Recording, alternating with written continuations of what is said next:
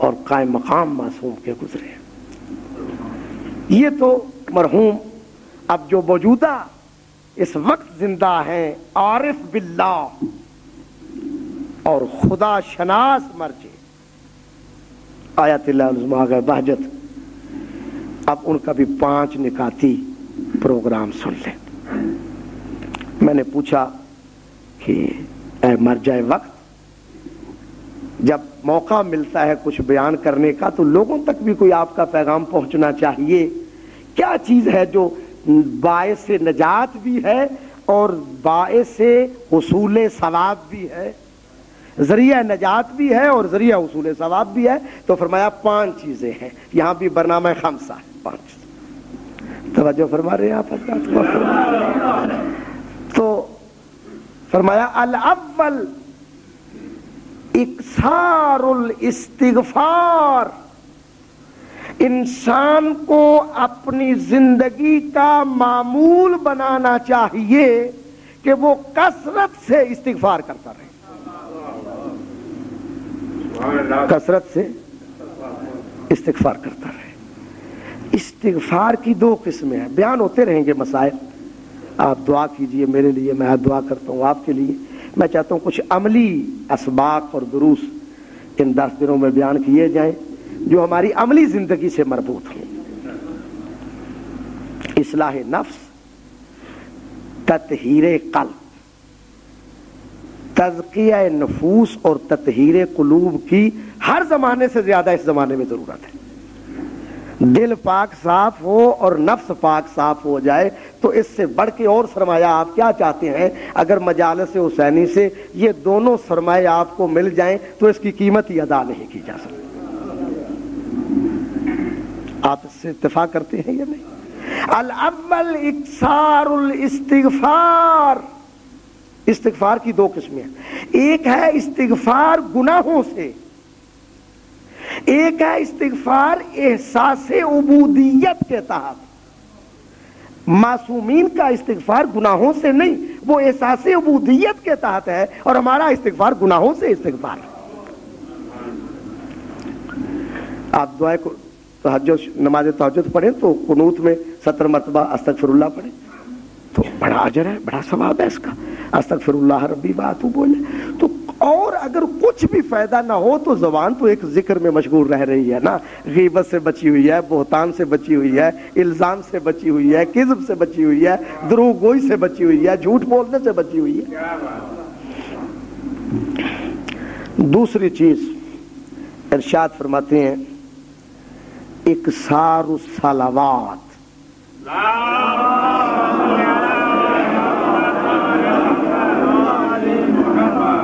میں نہیں کہہ رہا، میں تو ناقل ہوں جس نے ساری زندگی ائمہ معصومین کی تعلیمات کے مطابق گزاری ہے. وہ فرما رہے ہیں کہ جتنا زیادہ ہو سکے کثرت سے آل محمد پہ درود بھیجا کرو.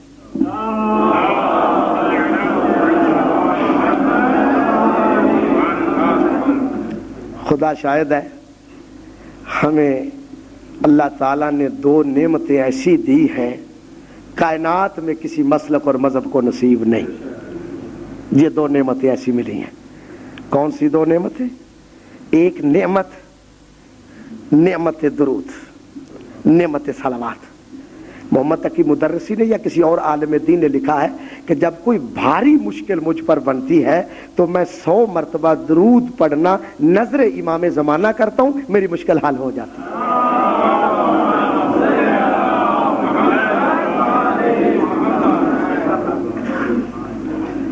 یہ نعمتیں 2 عجیب نعمتیں ہمیں ملی ہیں. نہیں ملی کسی مسلک کو، کسی مذہب کو، کسی فرقے کو نہیں ملی جو ہمیں ملی ہیں. ایک یا علی کا اسم مبارک بڑی برکتوں والا ہے، بڑی شان والا ہے، بڑے مقام والا ہے، بڑے فضائل ہیں یا علی کہنے کے، بڑے مناقب ہیں یا علی کہنے کے.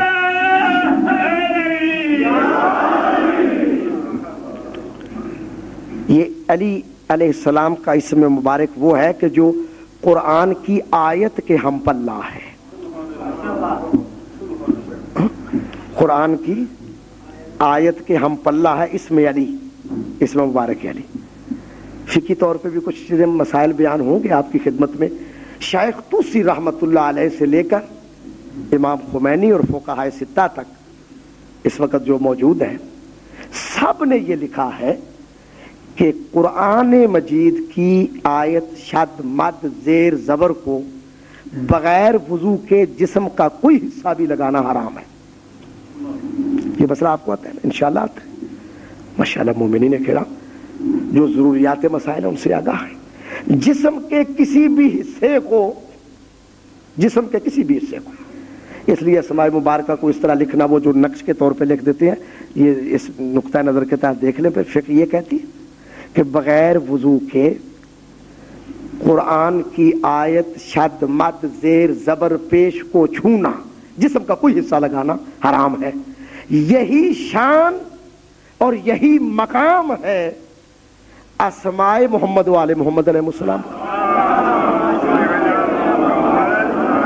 صلی اللہ محمد و بقول بعضی فقہا اس میں فاطمہ سلام اللہ علیہا کا کہ بغیر وضو کے جسم کا کوئی حصہ بھی لگانا حرام ہے. بغیر طہارت شرعی کے کوئی حصہ بھی جسم کا لگانا حرام. تو یہ نام قرآن کے ہم پلہ ہے. تو جس اسم کی یہ شان ہوگی اس کے مسمى کا کیا مقام ہوگا، اس کے ذات کی کیا شان اور کیا مقام ہوگا. تو یہ یا علی کا اسم مبارک جو ہے یہ بڑی عظمت رکھتا ہے، بڑی فضیلت رکھتا ہے. یہ ہمیں امتیاز حاصل ہے کہ ہم مجلس میں نہ معلوم کتنے قرآن ختم کرنے کا ثواب پاتے ہیں. کل کی مجلس شروع ہوگی اور مجالس کے وہ 14 فضائل جو ذکر کیے گئے ہیں وہ بھی آئیں گے اور فلسفہ عزاداری بھی شروع ہوگا. آج تمہیدن میں یہ چند جملے عرض کر رہا ہوں آپ کی خدمت میں. کتنے قرآن مجید ختم کرنے کا ثواب اس مجلس عزا میں ہم پاتے ہیں. ایسے نہیں، بات ذمہ داری سے بات ہے. نص موجود ہے، حدیث موجود ہے، متواتر حدیث موجود ہے کہ 3 مرتبہ سورہ توحید پڑھنے سے ختم قرآن کا ثواب ملتا ہے.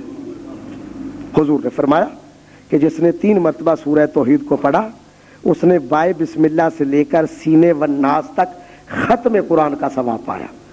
اور ایک اور حدیث میں ہے کہ جس نے 3 مرتبہ سورہ توحید کو پڑھا وہ مستکمل الایمان کے درجے پر پہنچا، کامل الایمان کے درجے پر پہنچا. تو جس طرح 3 مرتبہ سورہ توحید کو پڑھنے سے ختم قرآن کا ثواب ملتا ہے، آپ کو اس میں مبارک یا علی کی وہ دولت ملی ہے، وہ سرمایہ ملا ہے کہ نبی فرماتے ہیں یا علی انت فی امتی کا مثل قل ہو واللہ احد. اے حیدر کررہ، یہ کسی نبی کے بارے میں بھی نہیں ہے، نہ اولو العزم نبی کے بارے میں، نہ کسی رسول کے بارے میں، نہ کسی ولی کے بارے میں، نہ کسی اور معصوم کے بارے میں. یہ خاصہ ہے علی ابن ابی طالب کا کہ حضور نے فرمایا اے علی تیری مثال میری امت میں سورہ توحید کی ہے. جیسے 3 مرتبہ سورہ توحید پڑھنے سے ختم قرآن کا ثواب ملتا ہے، ویسے 3 مرتبہ تیرا نام جپنے سے ختم قرآن کا ثواب ملتا ہے.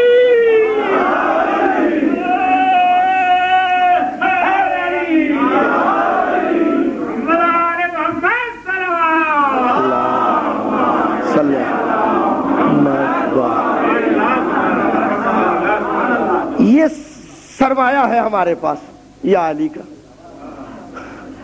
یہ سرمایہ ہے، یہ کسی اور کے پاس نہیں ہے. ہاں وہ کوئی جیسے بھی کہتا رہے، یا کہے یا نہ کہے، ہم تو یا علی کہیں گے، یا محمد بھی کہیں گے، یا اللہ بھی کہیں گے.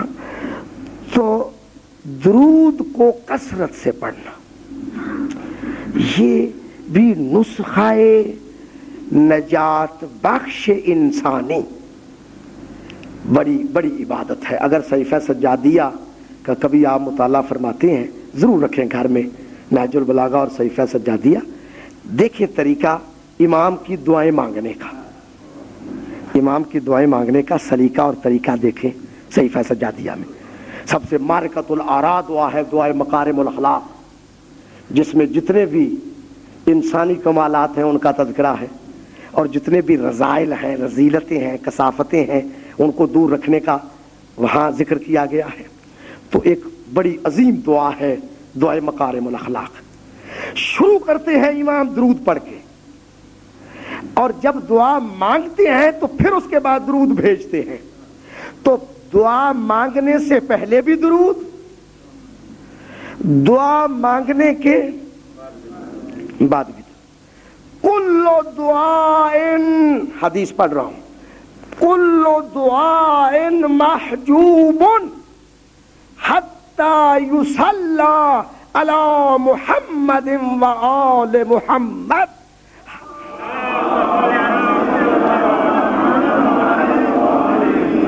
ہر دعا قبول ہونے سے روک دی جاتی ہے یہاں تک کہ اس کے ساتھ محمد و آل محمد پہ درود بھیجا جائے۔ تو اگر دعا مانگنے سے پہلے بھی درود بھیجا جائے، دعا مانگنے کے بعد بھی درود بھیجا جائے، تو درود والی عبادت کو تو خدا رد نہیں کرتا نا۔ تو پہلے حصے کو بھی قبول کرے، بعد والے حصے کو بھی قبول کرے، تو اس کی شان اس سے ارفع ہے کہ وہ درمیانی حاجت کو رد کر دے اور اسے قبول نہ کرے۔ میں مرجع کی یہ نصیحت آمیز جملہ ہے دوسرا جو پیش کر رہا ہوں، اکثار الصلوات۔ یہاں پہ تھوڑی سی تشریح جو میں نے پڑھی ہے وہ عرض کر دوں کہ جب درود بھیجیں، طریقہ کیا ہے درود بھیجنے کا؟ کیا طریقہ ہے درود بھیجنے کا؟ بھیجیے۔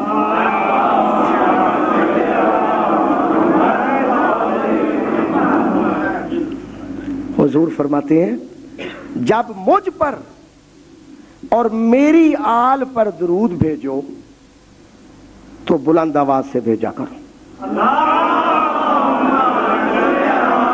محمد وعلے محمد۔ یہ ہمارے مجالس سننے کا طریقہ ہے نا جو آج بتایا جا رہا ہے۔ درود کثرت سے بھیجنا چاہیے اور یا علی کا نام اس میں مبارک بھی کثرت سے لینا چاہیے تاکہ آئندہ مجالس اس روش کے مطابق چلیں۔